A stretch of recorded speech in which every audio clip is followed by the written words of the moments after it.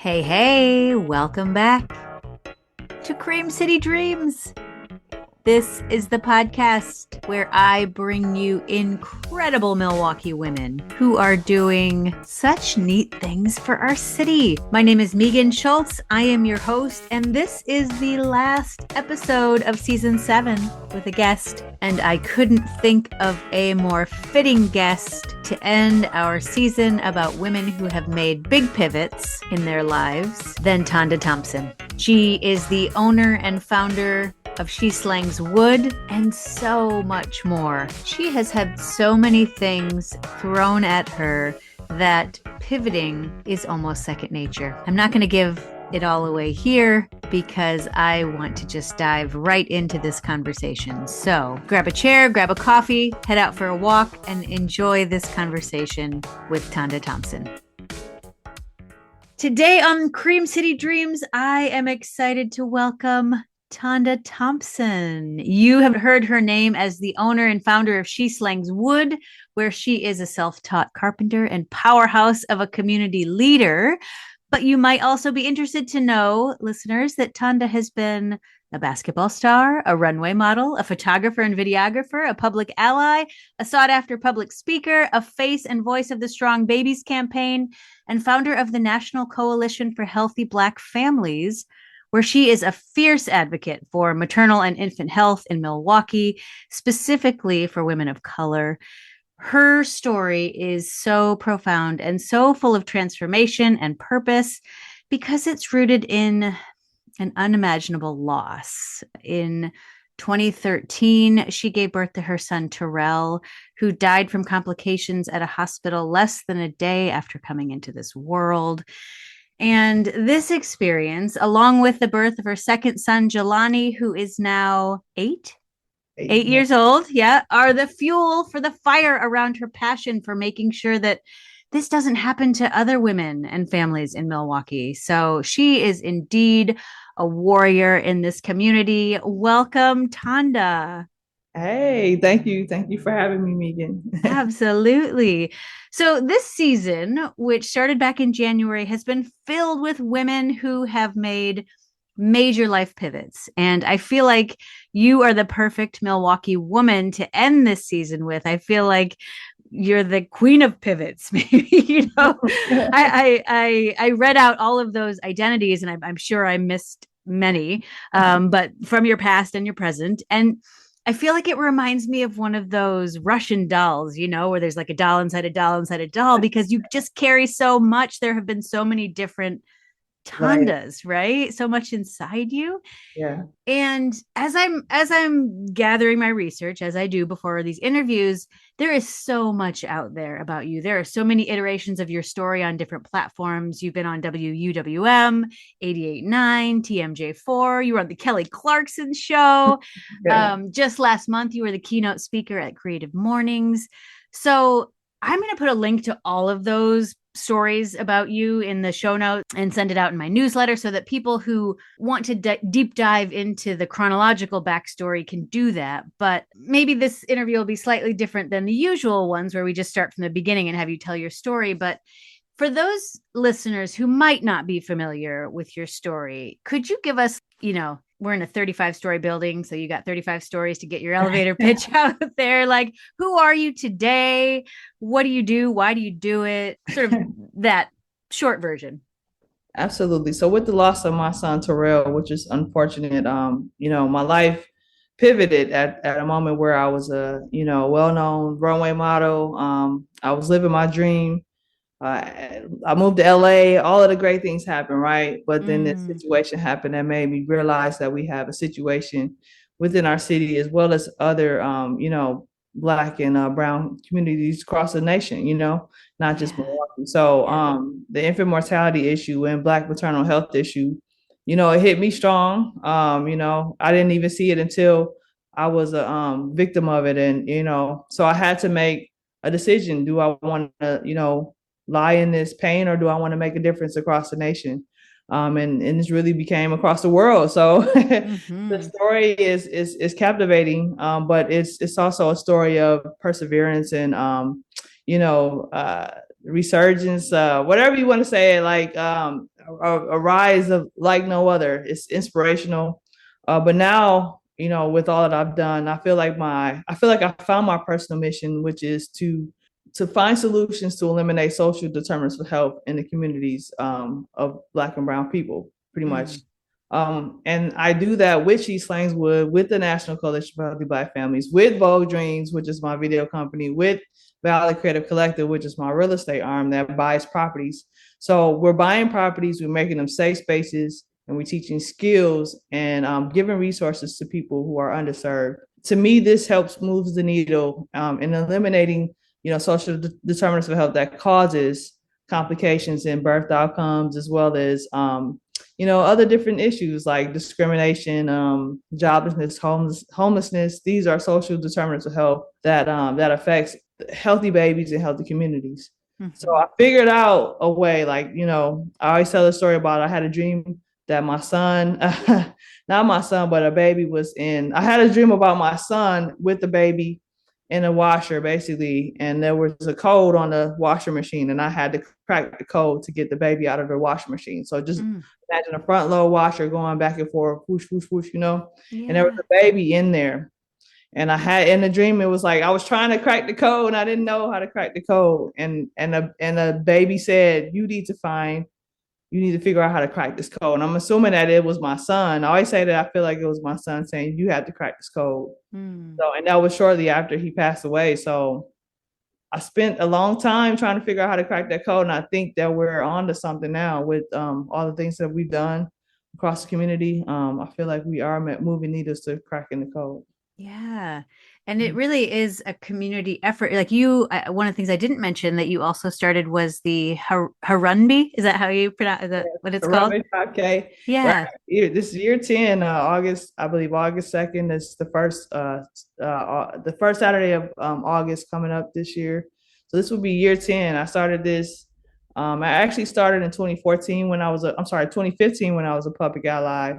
And the first year it was not successful. So I just thought that we can get outside and go in the middle of the street and run. But I found out the hard way that you have to have permits, you have to have all this different stuff, you have to have the city support. And luckily, I have a great friend by the name of Alderwoman Malele Cox. She connected me with Bronzeville Week, which is an event that she hosts every year to highlight the culture of Bronzeville. So I became the kickoff event for Bronzeville Week for 2016 and been going strong ever since then. So this is year 10. As I said, I've been doing it for 11 years, but this is actually year 10 with it officially happening. During the pandemic, we went virtual, and that gave us opportunities to make it a national 5K. So there were people in Nigeria running. Oh, wow. There were people across the world that participated in the 5K during the pandemic, and ever since then, we've kept the virtual and the in-person options. Yeah. But basically, people all over the world are participating every year. Yeah. I love these stories of women who just don't necessarily know what they're doing when they start, but they just start. And I feel like that's a big part of kind of all your iterations. And I feel like if you were to ask me why I do this podcast week after week and interviewing a different Milwaukee woman each episode, it's because I really hope that the stories resonate and inspire listeners to see themselves in these women like yourself and to see their potential and to see that they can do things too, by seeing that you don't have to know exactly what you're doing before you start, right? And so I wanted to have this season about pivoting because I think for so many of us, pivoting can be what moves the needle forward or pushes us towards our strengths, even, and maybe especially when the pivot involves something risky or something we're scared of or that we don't know. And so I wanted to share examples of women who've pivoted and who've found success in those pivots. And so I'm wondering if maybe, throughout this interview, we can wax a little bit about that. And you've had so many, and I'm curious if you can maybe talk a little bit about the one that you feel like defines you the most and sort of where that trajectory pushed you. I mean, when you talk about pivot, when I played basketball, I used to be a post player, and I was the skinniest thing on the court back then. I don't even know why my coach wanted me to play power forward and in the center position, but I knew how to jump higher than most of the girls on my team, and I had long limbs or whatever. But I'm just like, literally around that time, I was 100 and probably 115 pounds, and Ooh. I'm learning how to pivot. If you know basketball, to pivot and post, post players. These are girls that are 6 feet tall. I'm only 5'9", and to learn how to pivot correctly, that's how you get to the basket. So, I mean, I've been pivoting for 25 years strong. Literally and metaphorically.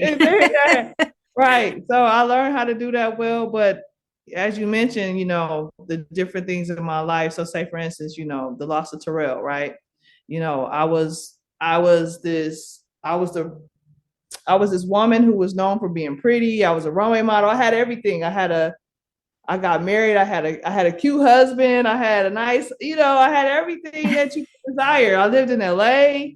I was around celebrities. I got married to somebody cute. I was having a cute baby. Like everything was going perfect until this one situation happened, and it was a horrible situation that I couldn't control. And it sent me to a spiral downfall. Like that summer of 2013, like I said, I lost my child. I lost my marriage. I was homeless. I lost my job because that's who I was. That's who I was known for a model for years, up until that moment, for about 5 or 6 years up to that moment. So I lost everything. I lost my physique. Like I was dealing with postpartum depression. Like so I felt like an ugly woman, that was homeless, that was getting a divorce. I just lost my baby. Like, what do I do in my life? Yeah. And literally picking up a camera was that pivot. Like, it was like, okay, I have nothing to lose. I'm just gonna pick up the camera and as I mentioned, I told the story. I don't tell the story often. I picked up the camera because my ex-husband was a videographer, and I thought, like, maybe if I shoot these videos, like I know how to shoot videos too because I learned it in high school, and I didn't share that with him because I didn't want to overshadow. You know how men is sometimes. You don't want to be like, I can do this better than you, right? So I knew I could shoot better than him, but I always put him on a high pedestal. Like, hey, you can shoot the best. I'm a teacher, and I was giving him nuggets along the way, making him great. But I'm like, I can shoot great too. So I picked up the camera to kind of get attention from him and say, look, hey, because when we broke up after the death of the baby, it really had nothing to do with us. It was just the tension of losing a child and what it does to a family. And it was just a lot of unnecessary tension outside that kind of interfered with us, like family tension. I'm gonna be honest. It was outside family influences that was like, hey, you should do this, hey, you should do that. And it's like, no, like we gotta fix this. So the conflict wasn't even caused by us. It was just caused from the stress of losing a baby, to be honest. Yeah. And we didn't have any conflict before then. Everything was perfect. Like literally, honestly, it was a perfect situation. But my pivoting came when I had to pick up a camera and say, okay, I'm going to shoot this video so that I could get his attention. And just so happened, I didn't even get his attention. It went worse. Like it was like worse and worse and worse. Every time I would call him, every time I say, hey,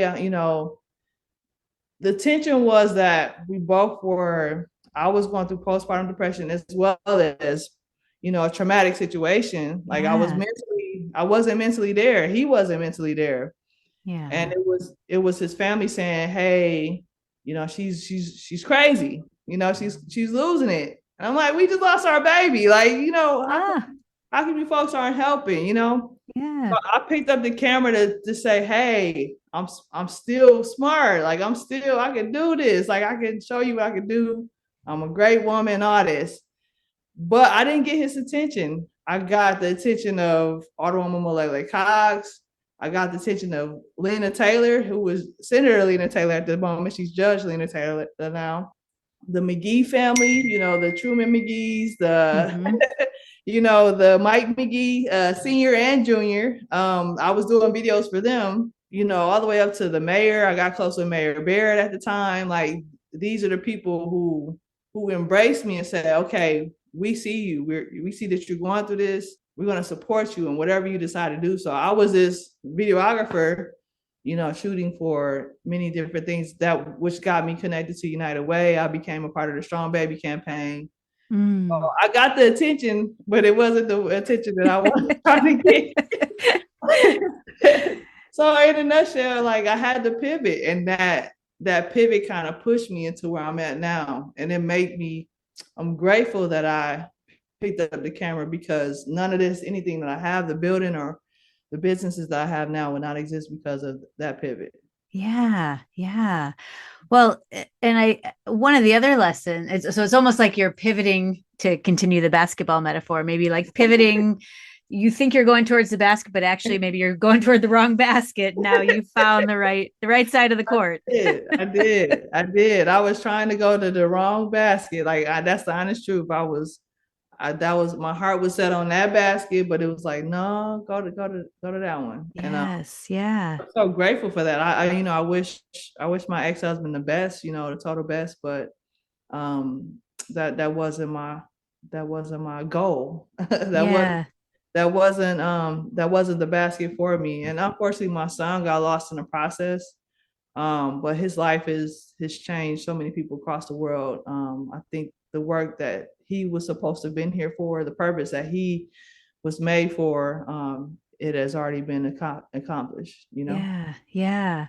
Well, that kind of leads into my next question, which is, one of the other lessons that I've picked up from interviewing so many women over the last 3 years is that, like, a through line through a lot of these conversations is that no experience is wasted.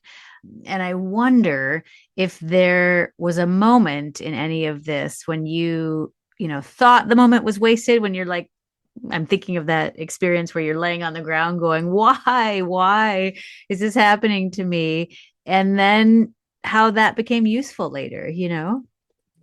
I mean, the situation with Terrell, that was the worst time of my life. But when I started jumping into this real estate situation with this building, it was another like pivot moment. Like, why am I doing this? Like, why can't I just go work at US Bank? And I tried that. I always make a joke about me working at US Bank. But I literally, when I was going through the summer of 2013, when I wasn't divorced then, but I was basically put out the house. Basically, one of my best friends, she got me connected with a job at U.S. Bank, and I'm sitting, and I'm literally sitting at U.S. Bank like I was a model last year. Like I'm at U.S. Bank with these shoes on that don't fit me. Like, why am I here? What am I doing? So I always make a joke about, man, I should just go work at U.S. Bank because it's so. And not to judge anybody who's working at U.S. Bank, we need you. We need workers, But it just wasn't my style. So, and I say that because I find myself in those moments again. Like every now and then, I still feel like that. Like, why am I doing this? Like, why am I trying to renovate a building that's 20 years old? Like, why am I on on this corner? Like, why am I doing this? Like, why am I teaching carpentry right now? Because I'm not a carpenter. Like, I am a model. So I have these moments like, what am I doing? Like, but those moments also grounds me and say, okay, like after the tornado, after I call it we call it crashing out. After I crash out, mm-hmm. After the tornado has spun a couple times and the dust is settled, it's like, oh, that's why I'm here. Yeah. At the moment of me laying on the floor, like, I had just got off the phone and I basically found out that the money that I raised for this building, it was misused by a contractor. And it was gone. Like, it was like, I did all this to it was a beautiful thing. I raised $500,000 from nothing, literally.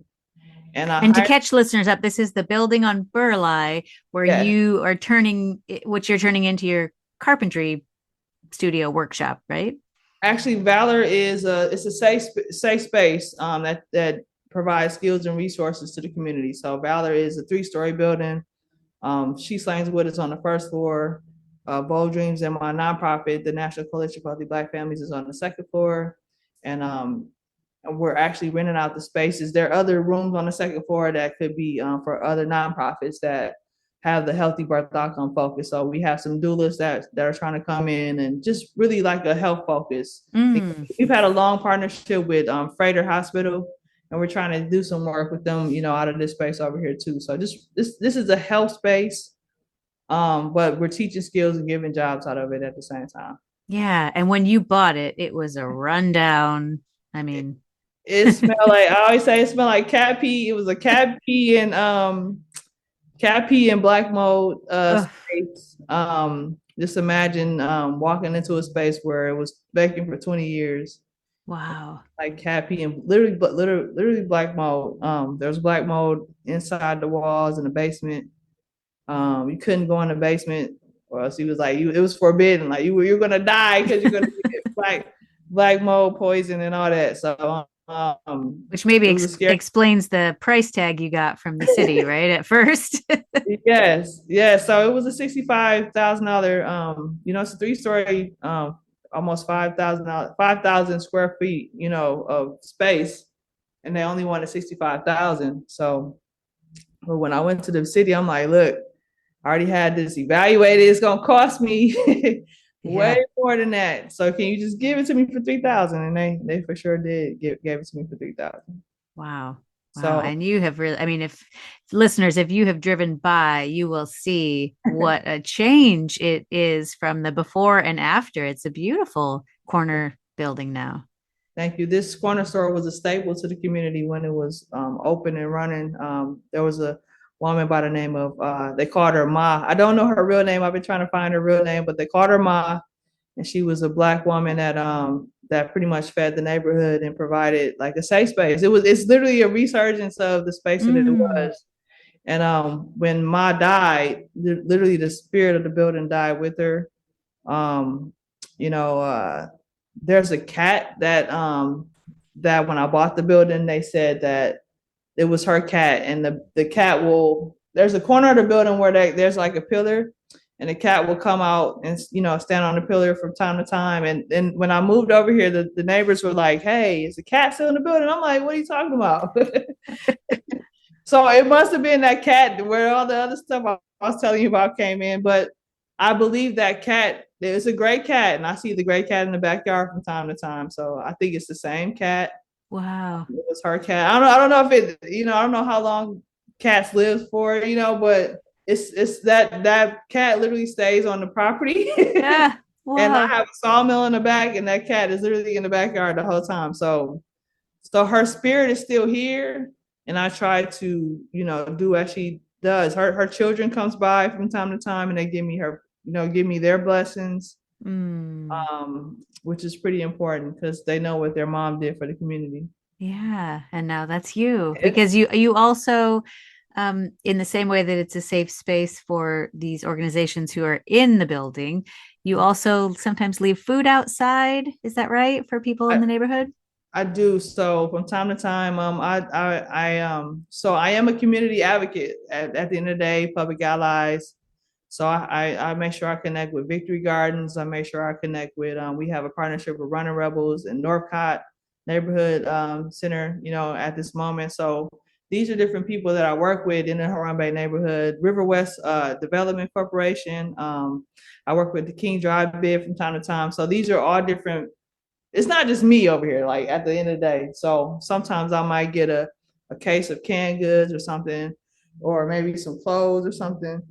And I think I want to do something bigger when it gets warmer to where I have like, kind of like items for free, on the corner. It's a lot of space outside of my building, and it's a corner space. So maybe I'll throw some tables up and just, give things for free. Mm. Yeah, it is it's it's an open door. Like right when it got cold, there was a woman walking down the street. I don't mean to laugh, but she was walking down the street and it just started snowing. Like it was like the first snow day. And she popped in, she was like, "Oh, I'm cold." And I'm like, I literally gave her my coat. Like, I'm like, "No, like you can't go back outside like that." She came in and just kind of relaxed, and she got a um, coat. Um, you know, and Yeah. this is a community space. And I don't share that story often, but that's just pretty much my heart. Yeah. Where do you think that came from in you, this community? Because not everybody has that, not everybody has that giving, wanting to give back. And I it's a gift and a curse because I sometimes I give too much. My mom was like, "What?" My mom was like, "Why you give her your coat and you ain't got no coat?" That's what my mama said. Like, why you do that? You ain't got no coat yourself. So, it kind of comes from my mom, but she's more she thinks logically about things better than I do. But comes from both my parents. Like my dad is he's like the community person and a giver to our family. My son talks about my son Jelani talks about like how he's with grandma and how grandma, she always helps people that's homeless. And I'm like, yeah, you should too. So I guess mm, it was how I was brought up, and now my son is being brought up in the same way. yeah, that's so cool. I think a lot of people might see, in thinking about their own lives, might see a pivot coming or have the opportunity for one, but just don't take it because it's not always safe to pivot, right? It's safe to stay what we know and where we are, and the pivots bring a certain amount of the unknown. And another one of the lessons that I've gotten over the years is that these women who are living into their dreams just keep saying yes, even if they're fearful. Was there a time in any of along your story where you, maybe it Yeah. was the taking on that building, I don't know, but where you just said yes and then kept saying yes? Do you see that as being a true part of your story as well? I always say if you're too comfortable, you're failing. Mm, mm, If you're too comfortable in the space, that means you're not either something is about to, I wouldn't say you're failing, but you don't want to get too comfortable and you want to get in the space. I think true success comes from when you take those leaps. Like right now, I'm taking a leap now. Like I'm scaling up. Like I realize that, okay, if I continue to do all the work myself, like this is gonna fail. Like this business is gonna fail. I'm content. I'm comfortable in my own shop, doing my own projects. Coming to work when I want to, leaving when I want to. Getting up when I want to. It's comfortable, right? Like I'm comfortable. But if I stay in this comfortable position of as a business owner, as an entrepreneur, I will fail. Like the world is changing. You got different issues like tariffs. You got different situations like COVID. COVID came out of nowhere. Like nobody knew what COVID was when it happened. Like that could happen again. Like life changes, things change. mm, So you have to evolve with the world too. And you have to evolve with yourself too. Like you can't just, stay there. So you have to learn how to take those risks. And like I said, I'm taking the risk right now of hiring people when I'm like, okay, I don't make a lot of money right now, but if I hire people, if I expanded my team, like the dollars will flow, like it'll be just open, like money will come out the sky. I'm pretty sure if I found help. yeah, And yeah. what's crazy is that this week I said, okay, I'm gonna hire. Like at first I was doing internships, trying to teach people, and it was so draining. Like I'm okay, I can't keep pouring out without receiving something. Literally I was emptying my cup every day. Like there's nothing left. Like I was a Mm, I was a dry well probably by the end of February. And when I started to shift, say, okay, I'm gonna just hire somebody and make sure that we have enough work to pay them. Like we could pay them by commission or whatever.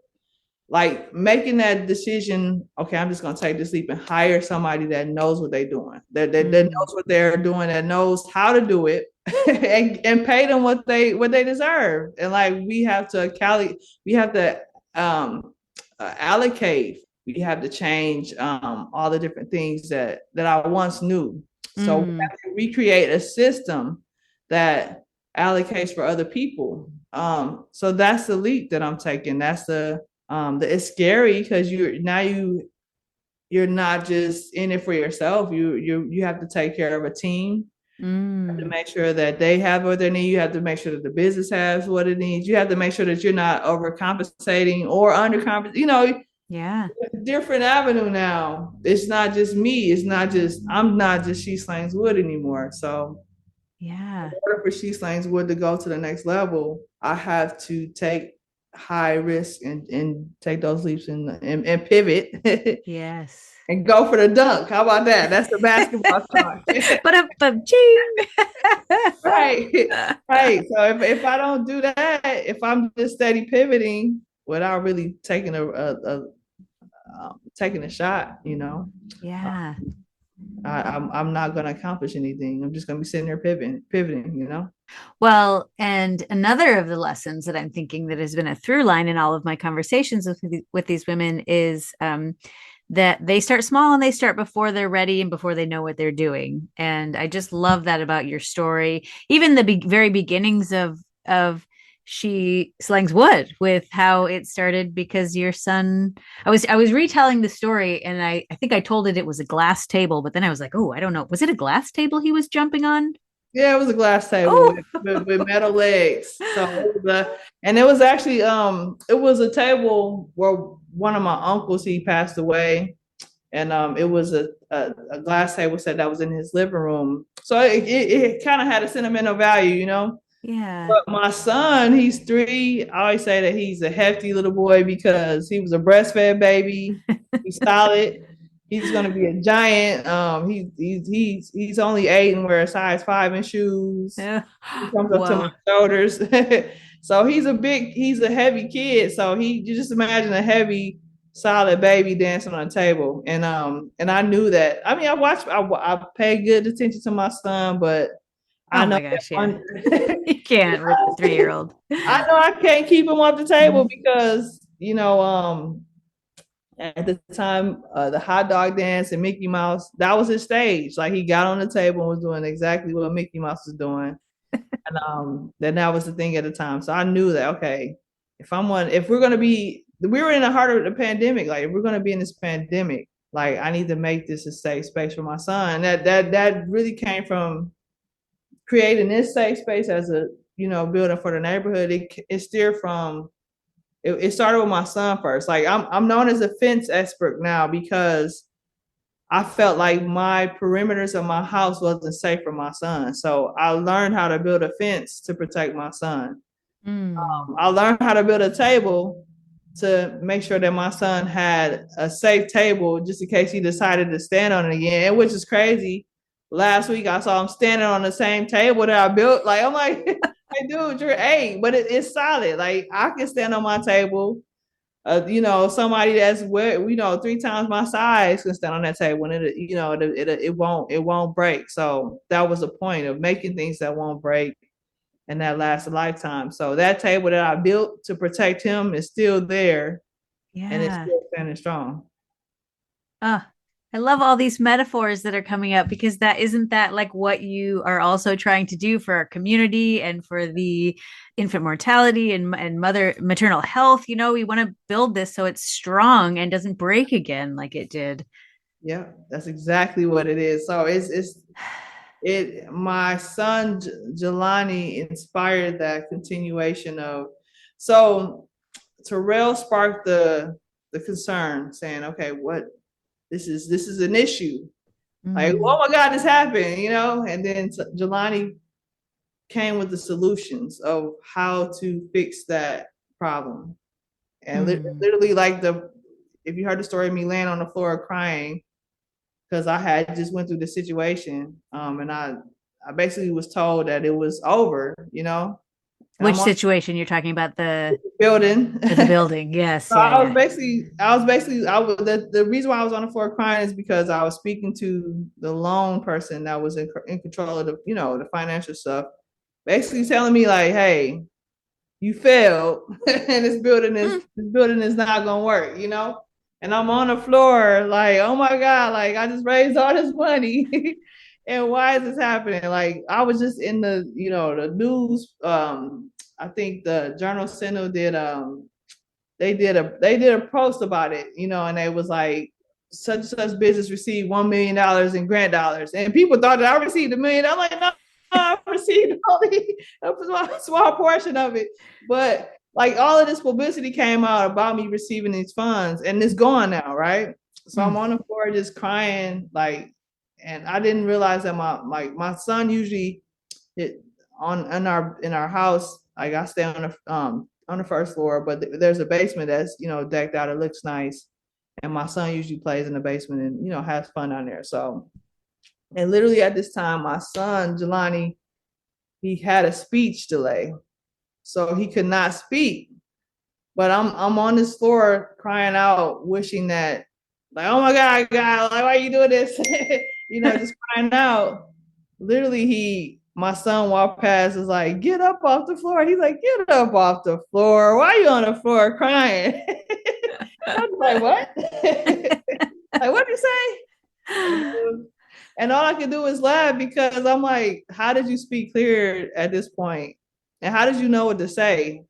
And he's Yes. like, get up off the floor. And I'm like, I really believe in divine spirits and, people that reincarnated. He reminded me of something that my grandmother would say, like, get up. Like, why are you like, like literally laughing, like, get up off the floor. And he Yes. laughed, like, get up. And I was like, and all I could do is laugh and get up, and that was the solution to that situation. Like, I haven't been on the floor like that again. You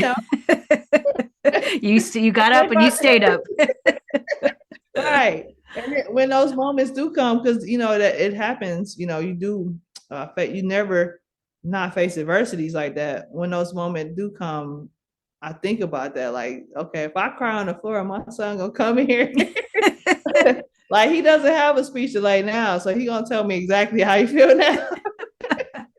So he speaks very well at this moment, so it'll be a different story this time. Yeah. Wow. That's so interesting because it's like at each of those points when you were at your lowest, Mhm. each of your sons came to you, Terrell in a dream. Yes. If you believe that in that, which I do. And then Jelani, literally coming in his first, I don't know if it was his first complete sentence, but certainly a good complete sentence. It was one of the first complete sentences he said. Yeah. And what's funny about Terrell, like, I haven't dreamed about him since then. And like that was a while ago. That was what, 12 almost 12 years ago. Mm, So that was a long time, since I can remember having a dream about him. But yeah. it came at a special time. It was like, you have to crack this code. And Yeah.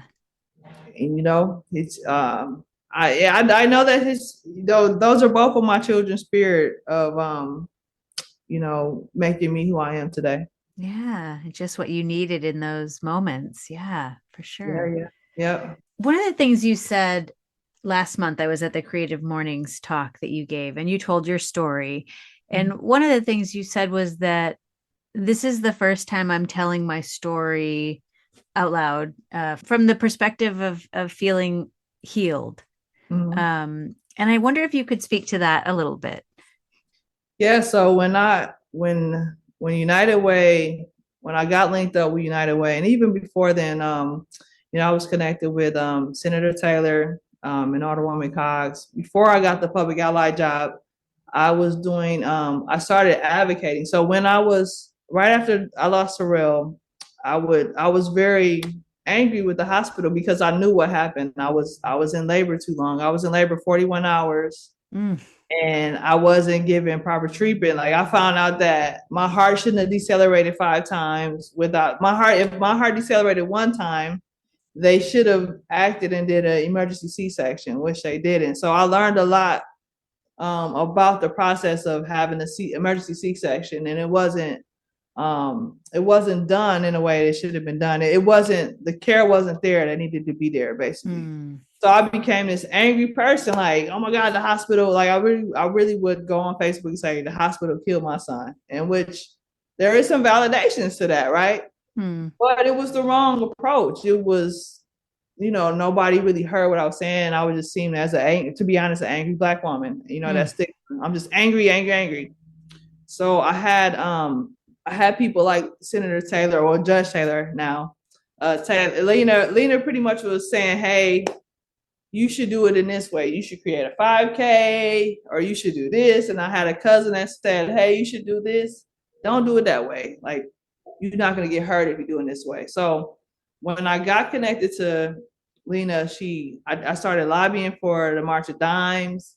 I became a lobbyist. So that's something Mm. you don't know, that I did lobbying. So a lot of the different, like the newborn screening care that they do in the hospital when the baby's born, I helped pass that bill. So I helped pass a lot of bills. Wow. Yeah, so I did a lot of Wow. lobbying, and my voice became, to a point to where people heard my story, like, oh my God, this is it was at that time, of course, it was even more touching because it had just happened. I started speaking on different platforms. It went from, small meetings at United Way to big stages where it was, thousands of people. And I'm telling my story. I'm telling my story in Pennsylvania. I'm shared in my story is featured in What's Killing Black Babies in Nation magazine. So Mm. this is a worldwide thing now. So it went Yeah. to BBC worldwide. Like my story, I got people in Africa sending me Facebook messages saying, "Hey, like we heard your story all the way here in Africa on BBC. Like, how can we help you?" So at that time, I was telling my story on this massive platform, and I'm still dealing with depression. I'm still dealing with severe depression. I'm still Mm. having those moments like, why did this happen? Why am I here? I'm divorced now, so I'm by myself. Like, why I Yeah. gotta go through this by myself? Like, and I went to therapy. I went to therapy like the first, like it got so severe within the first few months after it happened that I was literally at Catholic Charity's door, like banging on the door, like I need help. I went to church, like my church can't help me. I'm gonna go bang on this door. Mm. A therapist, but eventually I found the right therapist and I did all my emptying, and it still wasn't like I still wasn't ready. And I feel like it took me a decade to really shed all of those different I had to go through the loss of losing my son and losing a marriage at the same time. Like I had to Mm. go through the divorce at the same time. I had to go through one process, and grief is a repetitive thing. It doesn't end really. Yeah. At that time, it's like you go through one thing, you kind of heal a little bit, then it's like, oh, you gotta reverse and go back, and then it's like it was a constant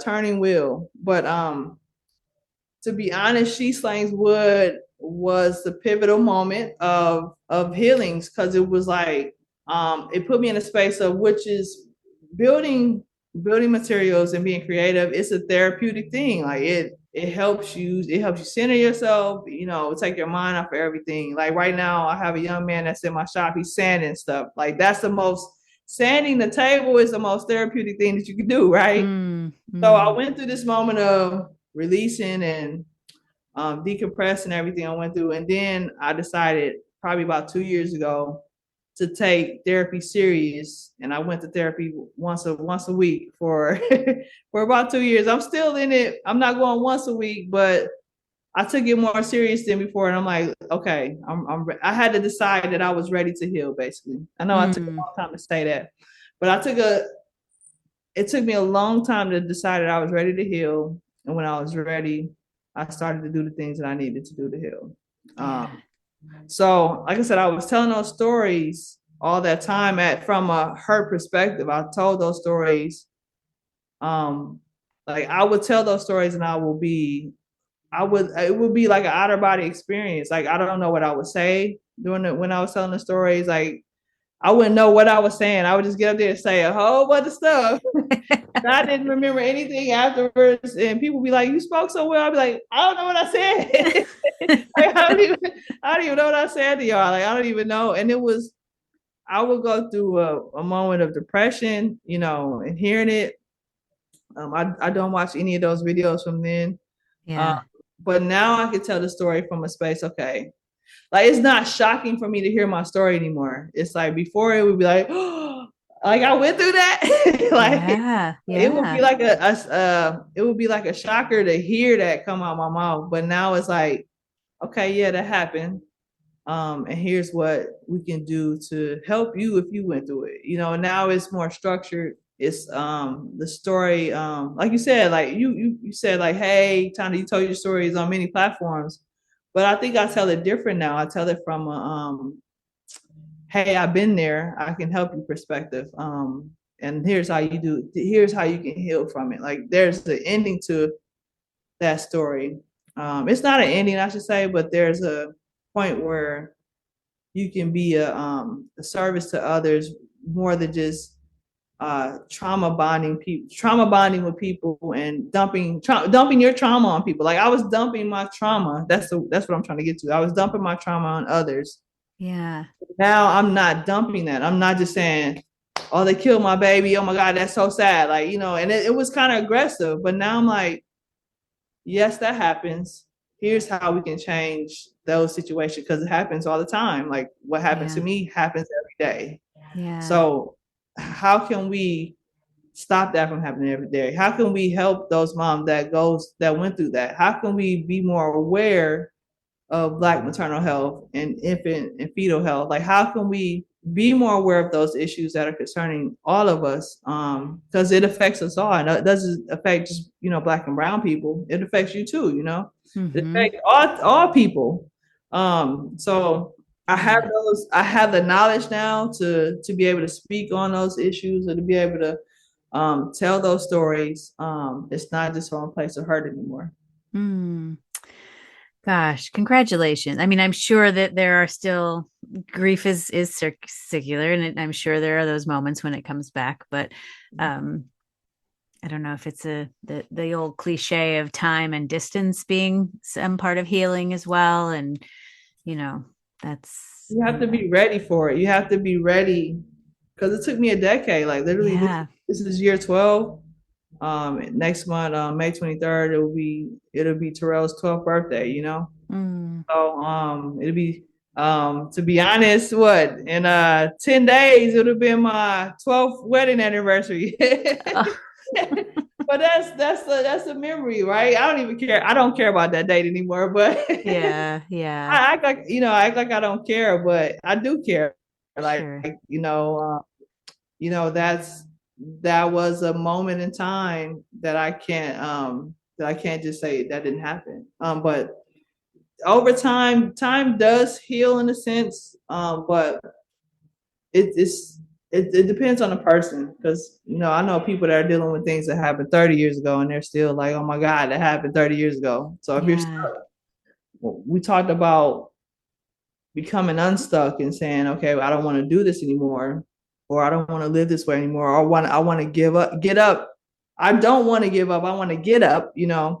Having those yeah, conversations with yourself. That's a pivoting moment when you can change the situation. yes, yeah. Oh.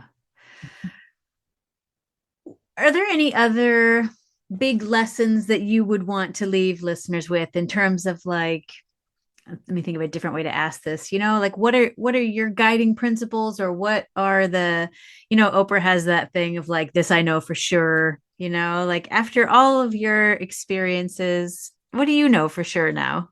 You just got to go through it. And I think that when we talked about how did I get to that point of healing, I think I denied it for so long that I didn't go through it.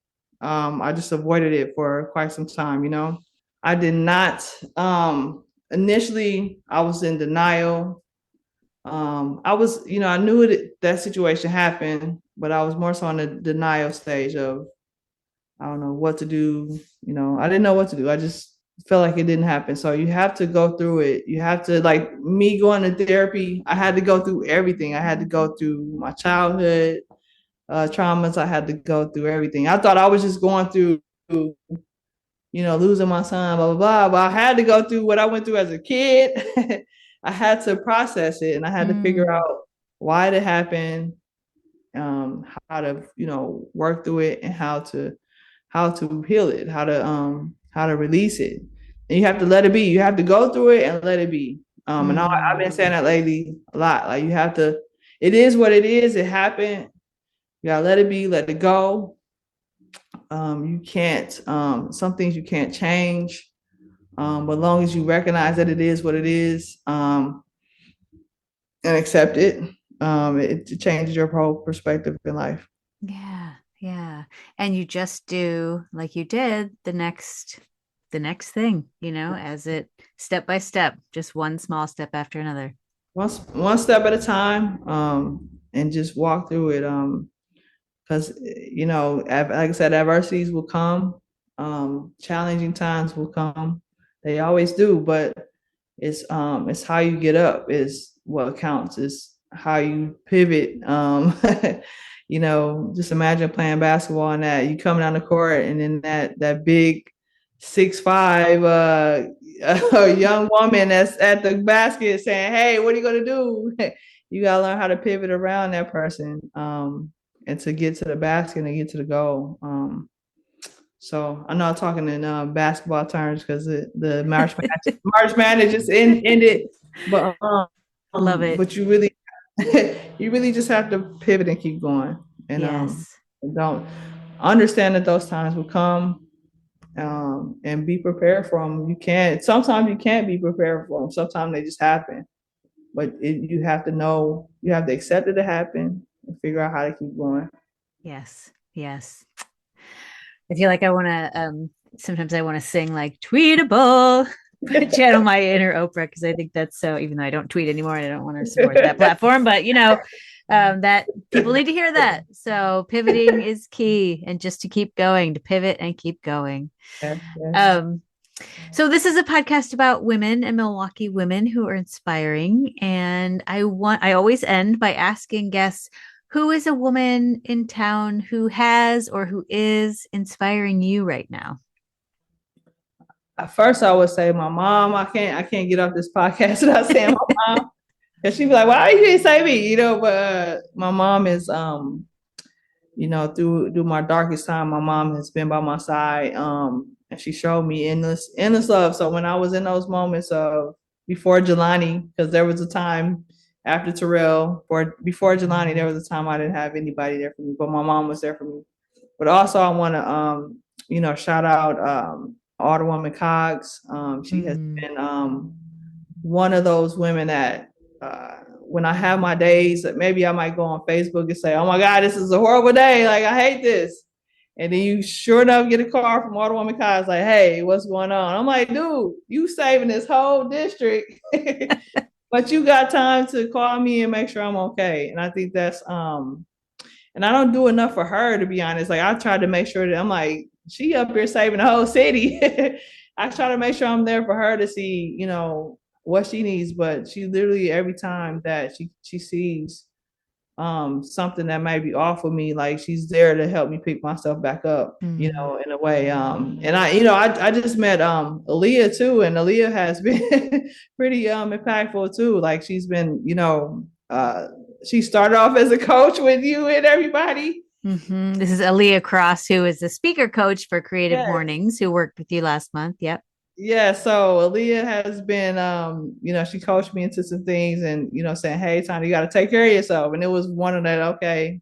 And that's what sparked me trying to get, people to help me in my space. Yes, that's So, great. like, I give Aaliyah that benefit. But yeah, definitely those three women Awesome. on the journey. And you too. Thank you. Oh, it's been so fun getting to know you. And I have to say, listeners, I signed up for one of Tonda's classes with my friend Nell, who was on the podcast. We're going to come make a coffee table next week. I'm so excited. And it's happening. So it's the class is almost booked. Yeah. Well, by the time this comes out, we'll have done the class. So I will post some pictures of my table with me in it. I have never used a drill before. So look out. I hope it said no experience required, right? No, but those are always the fun ones. So it's gonna be a fun thing. Look out. Yeah, no, I'm super excited. And so, Tonda, if people want to know more about what you're doing, I'm going to post all the links to all the stories. But are you selling stuff? Can people go to your website? They can, obviously you have classes. Absolutely. So sheslangswood.com is where you can go. I got to do better with posting my items for sale online, because now that we have a storefront, people come in and buy this stuff at the store. So 128 East Burleigh is my storefront. It's in the Harambe neighborhood, so you can just pop up there from time to time. But follow us on She Slangs Wood, at She Slangs Wood on all social media handles. Okay. From TikTok to Facebook, Instagram. I have a YouTube page where sometimes people don't know that I do post tutorials on there. I don't promote that enough, but I Okay. have like a fence tutorial a little bit on there, different things. So, and yes, I host classes. I'm known for DIY classes. So, last year I did the year before last in 2023, I did a bunch of classes. Like I was doing different things, but I've been more consistent with focusing on one class, which is building a coffee table, because I feel like it's a strong introduction to woodworking, and it's peaceful. So, and it's not chaotic like the other classes was. It was all of like I taught how to build a wine rack and all that. Like it was a bunch of cool classes, but I want to just make sure that we perfect this one, and it's been selling out for the past 3 months now. So yeah. Awesome. Awesome. I can't wait. Well, thank you so much for joining me on the pod. Your story has been so inspiring to me. And I can't wait to watch how you continue to transform a neighborhood and a new generation of women and mothers, and also yourself and what comes next for you. So thank you. Thank you. I appreciate you.